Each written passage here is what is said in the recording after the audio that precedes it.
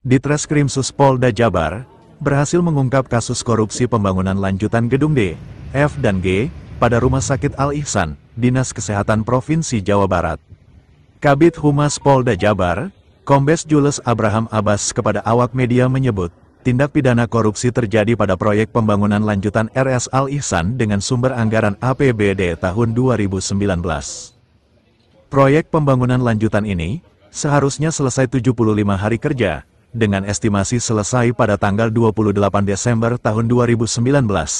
Namun tender proyek yang dimenangkan oleh PT Gemilang Utama Allen, Gua, tidak selesai di akhir Desember tahun 2019 itu. Kerugian itu senilai 12 miliar 823 juta 98.148,73 rupiah. Jadi 12,8 M sekian. Itu jumlah total kerugian.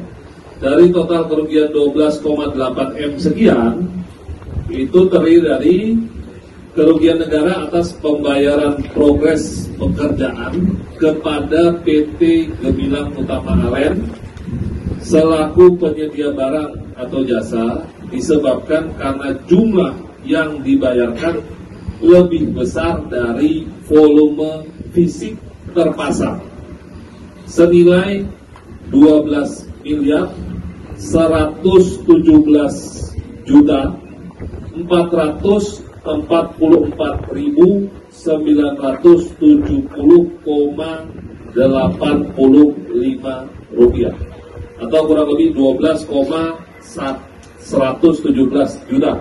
Jadi 12 miliar 117 juta sekian. Kemudian yang kedua, kerugian negara atas kelebihan pembayaran kepada PT Daya Cipta Dian Rancana selaku konsultan manajemen konstruksi disebabkan karena jumlah yang dibayarkan lebih besar dari progres pekerjaan PT Gemilang Utama Allen senilai 753.163,88 rupiah. Jadi 705 juta sekian. Itu kurang lebih kerugian keuangan negara. Selanjutnya, berdasarkan hasil audit BPKRI di tahun 2023, terdapat kerugian keuangan negara dengan nominal 12,8 miliar rupiah dari proyek pembangunan RSUD tersebut. Dalam kasus ini Polda Jabar telah menetapkan 2 orang tersangka, yakni Mas sebagai Direktur Utama PT Gua dan tersangka lainnya seorang ASN berinisial RT selaku PPK penyusun HPS proyek tersebut. Dalam kasus ini, kedua pelaku dijerat dengan Undang-Undang Tipikor Pasal 2 Ayat 1, dan Undang-Undang Nomor 31 Tahun 1999, sebagaimana diubah dengan Undang-Undang Nomor 20 Tahun 2001.